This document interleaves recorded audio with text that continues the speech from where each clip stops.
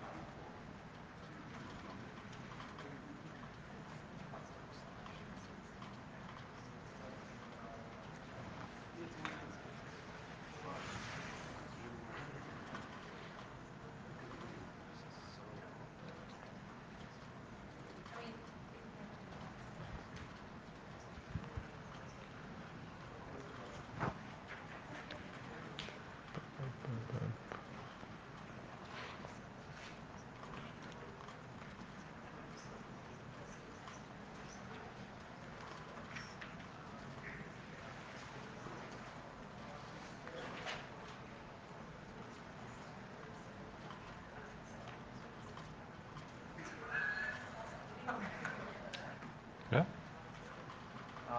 Welcome everyone to the third session of OOPSLA. Thank you for coming to the language design session. That's always my favorite topic. Today, by the way, we'll be taking questions via Slido, so sli.do. You can go to that location and type in OOPSLA 18, and you will get our session. You can ask questions there, or of course you can always ask questions in person. So we've got four very cool talks. The first one is on bidirectional evaluation with direct manipulation by Michael Meyer, Victor Kunchak, and Ravi Chu. Thank you. So my name is Michael Meyer, and today I'm going to reinvent the way we write software. So most of you, when you write some code, you start by editing a program, you run it, you view the output, and if it doesn't satisfy you, you just redo these steps over and over again until you're satisfied. We propose that we add a new step to this cycle to make these things faster, is to edit the output directly and have the program be automatically repaired. To give you a preview of what it would look like, let's look at the following program. So f of x is x appended with 2018. And we just want to display OOPSLA and splash together with 2018. So this program will produce a string on the right. And what I want to do is actually to fix the typo. So it's not oops, it's OOPSLA, and it should be for next year, so to 2019. And what I want is these changes to be backpropagated to the program at the right location. And of course, after you evaluate it, it will backpropagate the change so that everything is in sync. So, and the way that we are achieving this kind of result is that we consider the program interpreter as a lens. So usually the way bidirectional programming is done is through lenses. Lenses means you have a lens F, input data X, and when you apply the lens to X, it gives you an output data Y. And if you update the output data Y, then through the PUT version of the lens, it will give you a new input version of the input version X prime. So there are three limitations to this approach. First, if you want to express a lens, most in existing prior work, you have to express a function in a domain-specific language, most of the time without lambda abstraction that we are very fond of as programmers here. Second, the updates are propagated only to the data, input data, and not to the code. And third limitation is that it limits you on the possible changes that can be backpropagated from the output. So our approach, we call it bidirectional evaluation.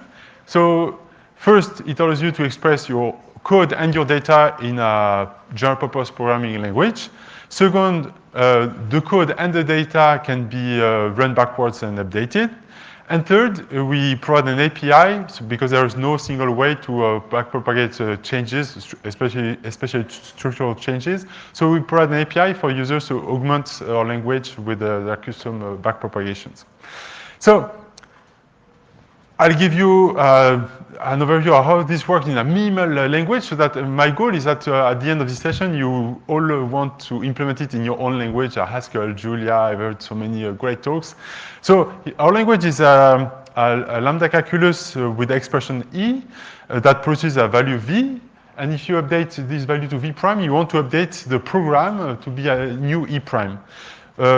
This expression, usually they run under an environment, a capital E. And so it means that when you update the program, you actually update the program and the environment to capital E prime. So our programming language today is very simple. It consists of constants, of functions, of variables, of pairs, and of function applications, okay? So I'm going to explain you how bidirectional evaluation works in each of these cases.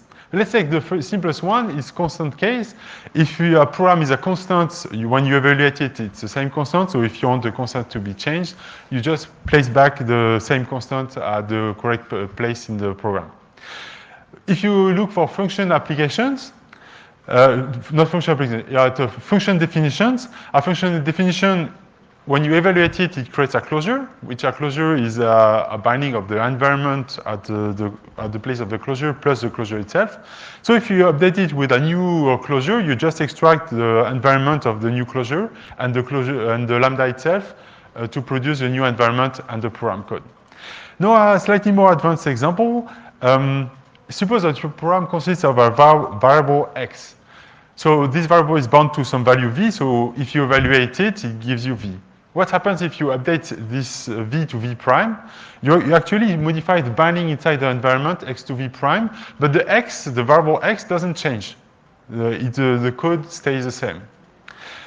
What happens now if you have an expression that contains sub-expressions? So let's take the example of a pair. E1, E2 is a pair that produces V1 and V2, and you want to update this pair with the two new values.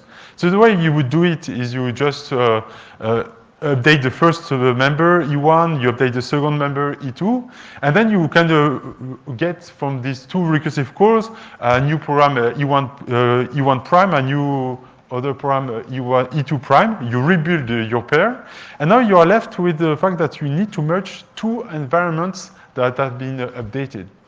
So let's take an example to see how hard it could be. For example, a program is x, the pair xx, and x is bound to 1, it produces 1, 1. Now you want to update this pair to 2 and 3. Nothing prevents you to do this. So if you do this recursively, you will end up having to merge the environment in which x is bound to 2 and x is bound to 3. How to do this? So there are two ways that we identified in which you can merge the environment. The first one is to simply fail. If you cannot merge the things, you just fail. But then it enables you a Padgett theorem stating that whatever value you push back, the updated program will end up producing this value. In practice, it's not very useful because you want to make some local changes in the output, and all the other places in the output be changed as a result, as a side effect of updating. So instead of this conservative merge, we ended up implementing an optimistic merge, which actually choose one or the other value. And this enables many desirable interactions. Okay, now the most interesting part, the core of thing of our paper is actually the function application. How to update the function application? So a function application has normally two expressions: an expression that acts as a function, lowercase e1, and the function that acts as the argument, lowercase e2 in this case. And for the sake of simplicity, because this slide is quite small, I will suppose that these two expressions are actually variables. It will work the same way if the expressions were more general. So f and x have already been computed to a value. So f has been computed to be a closure, and x has been computed to be a value, let's call it vx. So how do you update this? So the way normally you would evaluate this in a forward direction is that you extract the environment of the closure, you extract the expression of the closure, and then you bound the argument of the closure, in this case y, to the value that you are passing along, which is vx. And then you evaluate it to v, and remember, we want to change v to v prime. So if you do this recursively, what you will get is actually a new environment of the closure, a new vx prime, and a new body of the closure, lowercase ef prime. So what you have to do is just replug them together. So f is now bound to the new code, capital EF prime, and with a new body. And x is bound to this new vx prime. And so here the main idea is that we update both the code on the left-hand side for f, and we update also the data. So after I let you digest this, we have implemented this in a full feature programming language. And of course, you go ahead and read the paper to see more details on how you would do it in your own language. But then something very important we have to solve this problem is that there are many ways you can propagate structural changes, for example, for list.map, and there's no a single way to do this. So how do we solve this problem? The second one is if you have many primitive operations like dictionary, regular expression, plus concatenation, how do you define the backwards transformation for them? So our solution is similar to other solutions in this domain, is to add user-defined lenses. So user-defined lenses works this way. You define a function for the forward evaluation called fget, and a function for the backwards evaluation called fput. And you give it an argument, let's say ex, but you will suppose that x has been computed already. So in the forward direction, well, how do you evaluate this? Is you apply fget to the value of x, and this gives you vy. In the backward direction, you just apply fput to the original input, the old input, and the new input. And this gives you a new input that you can backpropagate in the environment. And with this mechanism, we're able to implement almost the whole standard Elm library with bidirectional functionalities. So one particular note here is that we don't enforce any put-get law because there are many interactions in our settings that don't require this put-get law, like UI element, or if you decide to interpret some macros in the output, you don't want this put-get to be enforced. But nothing prevents you to actually enforce them in the code that you would write. So we talk about the first part of this paper, which is bidirectional evaluation, which is a core algorithm, but we augmented it with direct manipulation. So how we did this is we embed this algorithm into Sketch and Sketch. You might be aware of this platform already. So it features a Elm-like programming language, a cousin of Haskell, and with a HTML GUI in which you can directly modify the output. And I'm going to give you a short demo about that. So here's the interface. So a programmer wants to display a list of states along with the capital and abbreviation of the states. And the programmer, she's not sure of the abbreviation, so she just left the table half empty. And he wrote every code that would draw this table. So to show you how this works, you can display the HTML output. And if you change one of the value, for example, you remove the question mark of abbreviation of Alabama because we know it's AL, then the system finds that the program is out of sync with the result, so we can just hover whatever the suggestion is. And we'll just scroll up, okay? So that if I hover the suggestion, you see it was able to remove directly in the input data the corresponding state. But since HTML have content editable, you can also do this directly. For example, Alaska is AK. So same idea, I hover over this tool and it gives me the place where I should do the modification. Let's do one more change. Arizona, the capital, I know this is Phoenix, and the abbreviation is AZ. So if I update it, something interesting happens. We'll just scroll so that you see what's going on.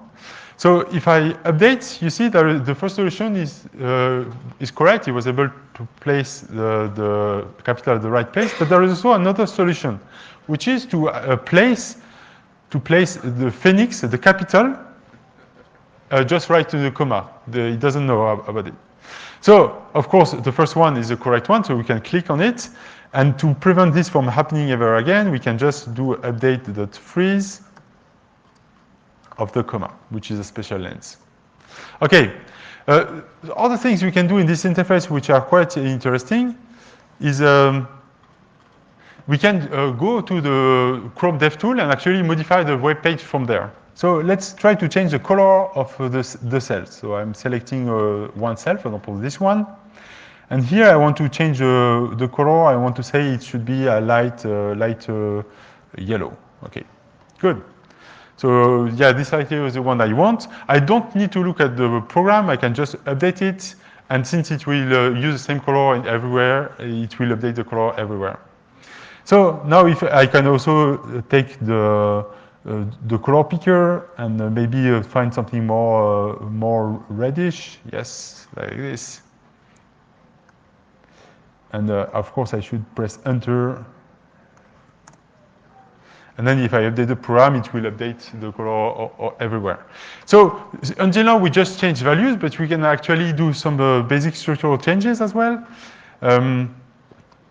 So if I go back on the program, I will add a new column that gives me a button. And this button, what it does is just a JavaScript that duplicates the row in which it's enclosed. So now if I click on this plus button and I update the program, let me scroll up so that you see the table of states. If I update the program, it will correctly insert new states on the data side. And now you can change it if you want to. If France was part of the US, you could of course change this. Okay. And the last thing that you can do is actually you can insert some data right where you want it. For example, the TH, you want to insert some background color which doesn't exist yet, so you go ahead. Background, you say it should be blue, okay? Or maybe light blue so that you can read it. Okay, and if you update it, you see that it can insert directly at the right place the color. Okay, so this ends the demo. Let's go back to a few words to finish. So there are many examples in the paper, links to some videos. You can even Google them on YouTube or bidirectional evaluation. You will find very cool stuff. And just a comparison about what was done before, the work on the lenses. They have these amazing DSLs to define bidirectional functions, and we are a lot inspired to define our own set of lenses. And there was another work more recent in which you could actually build lenses using a lambda calculus, and they have a better support for branch switching that we don't have. And so they're very interesting, promising research. So a comparison about the previous Sketch and Sketch that used that was doing small updates that you might know from last year, 2 years ago. So the previous Sketch and Sketch was it was a lot of work already. It was doing evaluation with tracing, so it would record all the operations as soon as it was doing them, and then it was solving constraints. Our approach now, it reruns the evaluation only when needed. So we could just have a compiler that evaluates the program, and we would just run backwards the parts that we need to evaluate. And also we provide an API for customization of this reverse transformation, which didn't exist at the time. Something else that is slightly different, the previous Sketch and Sketch exposed a lambda calculus that looks like scheme that produces SVG, which was already nice. And thanks to the team and Justin Lubin, before I arrived, we had a Helm-like language that I augmented with all tons of nice features that produces HTML. And also we offer user disambiguation because we really believe that when there is ambiguity, the user should take the decision in this kind of programs. So some words about the future work. So we would like to incorporate tracing actually because it would make the updates much faster. Right now the updates are around half a second to 2 seconds for big programs, so it might be quite slow. Also, sometimes there are so many diffs, we want to backpropagate them all at once, so it would be good to have a version space algebra of these diffs, and also to be able to synthesize larger structural repairs. So I would like to create a web server actually that serves a web page based on that. And for this, of course, we need some kind of distributed editing that allows several users to work on at the same time. Also toolbars so that I will not go to Chrome DevTools each time to change the source code. I really want a toolbar for that. And also, I was at the talk just before he was speaking about having a multiple language. I think it's a great idea, and we would like to have this implemented in other source language like PHP, Scala, Python, all these cool languages that already offer web servers. So our vision is the following. There are tons of programming tools that offer us a programmatic environment in which we have a lot of freedom, but there are also the counterparts which gives a lot of visualization, and we really want the best of both worlds. So we would love to have the LaTeX engine that you can edit like a Word-like document, a Beamer tool that you can edit like a PowerPoint presentation, or a SQL database that you can edit like an Excel spreadsheet. And I think there are many more applications of this technology, and I'm very excited to work on that. Thank you very much.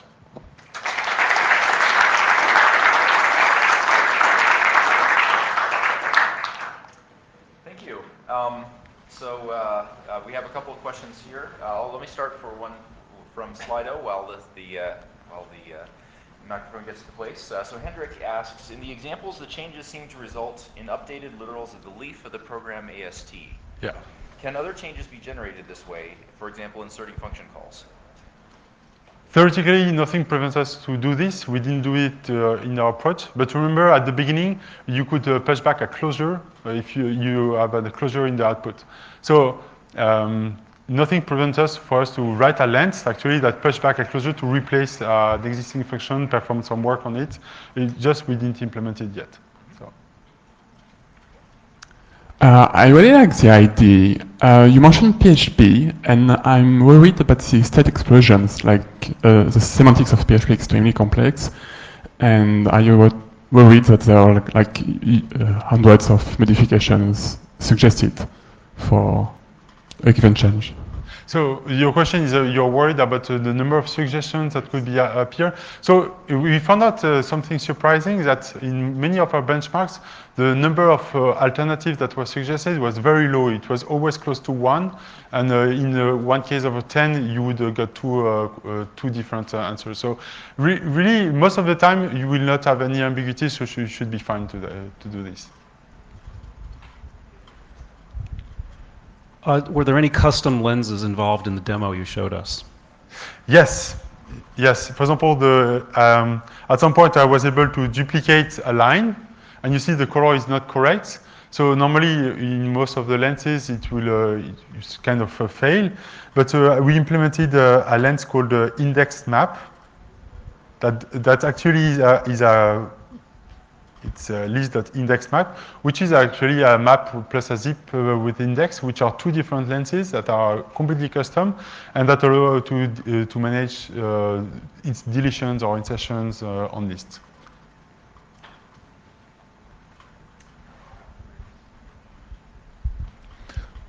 You have shown us a couple of examples that work pretty well, but you haven't shown us many examples that don't work that well, which I assume also exist. So, for instance, I wonder, so in your presentation, all changes were, like if you have a lambda abstraction, you change it to, again, a lambda abstraction. So can you also do more structural changes, that you change something to something completely different? Theoretically, you can. Of course, our engine will, for example, if you modify the environment and add some variable and remove some variable, it will automatically fail because it detects an inconsistency. But if you keep the environment the same, our engine right now allows you to modify the function itself. So you can theoretically do this change. But to the first question, things that will fail. For example, on the pair, I was demonstrating that you will recursively update each element. If you replace a pair with a triple, it will fail because it doesn't know how to reconcile the old pair with a new triplet because it has 3 elements. And more generally, these are the kind of structural changes that need to go through lenses so that you can update things the way you want. So yeah, not everything is possible, but most of the things you want should be possible. Okay. Last question while we switch the projection. Can you change the type of a value, like from integer to float, say, and propagate back, changing the types and check that it's still type checks? Or this is a very interesting idea. No, right now our language is n-type, so you don't propagate the back type. So. Thanks.